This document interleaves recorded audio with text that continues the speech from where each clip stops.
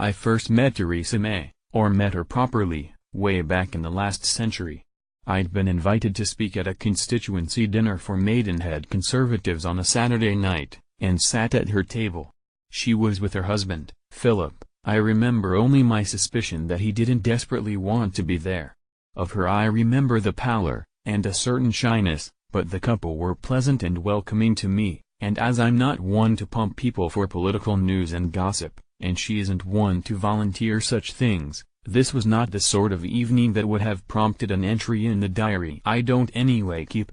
I suspect hundreds who've dined with Mrs. May, asked to recall the occasion, would struggle, as I do here, to say much more. The second occasion was very different, and a couple of years ago.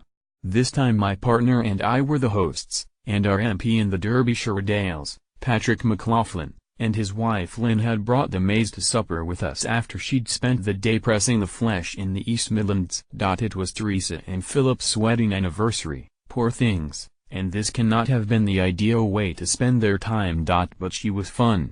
She arrived with a bottle of gin. I teased her about the wedding anniversary and said that we'd hired a male police constable strippergram for after dinner, but Patrick had reminded me of her spat with the Police Federation, so I'd cancelled. She had the grace to laugh. As the evening went on, everyone relaxed and we talked about anything but politics, which I noticed she avoided, and by just before midnight, when the Mays left, I'd concluded she was nothing like the ice maiden or robotic figure the newspapers claimed. My imaginary diary entry would have run to a good few paragraphs, and noted to her suddenly candid response when somebody mentioned a particular individual she evidently didn't care for. Vehement would be the word. It was quite startling.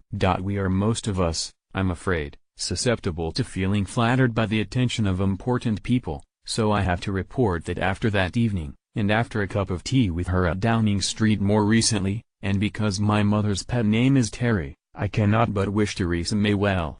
One should be made of sterner stuff, of course, but one isn't.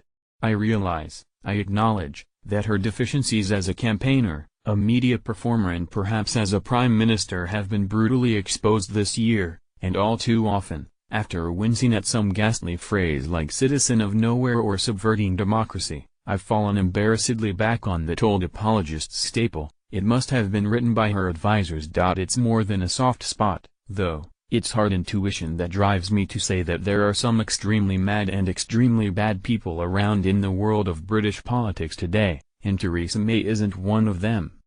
Indeed, I fear that she may come under sustained attack from some of those people, and then it's our support she will need, not forgiveness. Remember this about the Brexit zealots, it's always somebody else's fault. But is she any good? The most damaging charge from those who can't forgive would be incompetence. She isn't up to the job, they'd say, no fault of hers, maybe, but for so many years to claw your way up over colleagues in order to pursue your own infatuation with a job that by the morning after the last election you must have realized was beyond your talents. That is worse than unforgivable. It's careless of your country's interests. She should have resigned on 9th of June. Well, yes, I thought she should have, too. And so, it said, did she?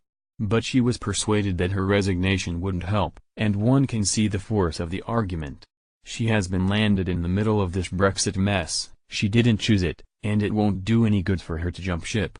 Besides, aren't we die-hard Remainers guilty of a certain disingenuousness when we say that Mrs. May isn't up to the job of making a success of Brexit?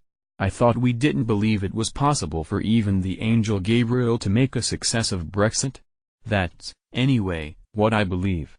So don't ask me what May ought to be doing that she isn't, because I know very well already that what she ought to be doing, telling the headbangers they're bloody fools and should surrender at once to the softest Brexit we can salvage, would bring down the British government. I have an explanatory theory of Theresa May. It's too clever by half, but I nevertheless expect events to move as though it were true, even if it isn't. My theory is she's known from the start that Brexit was silly, but, understanding all too well the damaged mental processes of the Brexiteers, has understood that Brexit syndrome can only be cured by the shock of experience. She has therefore decided to present herself, indeed to behave, as a leaf in the wind, Prime Minister in name only, blown hither and thither by hot blasts of zeal from the Brexiteers and freezing intransigence from Brussels. A cruel to be kind nanny, she's letting the children play, knowing full well it will all end in tears. The dark moon rising behind all this madness is Brexit, and Theresa May cannot stop the tides. Scholars question whether Canute thought he could, the received wisdom being that the king's aim was only to teach his subjects a lesson. The next 18 or so months will, likewise, be a lesson in impotence. If, by proving powerless to stop Britain totally messing this up, Mrs. May can teach her country humility, she will deserve our forgiveness. I can forgive Icarus, too.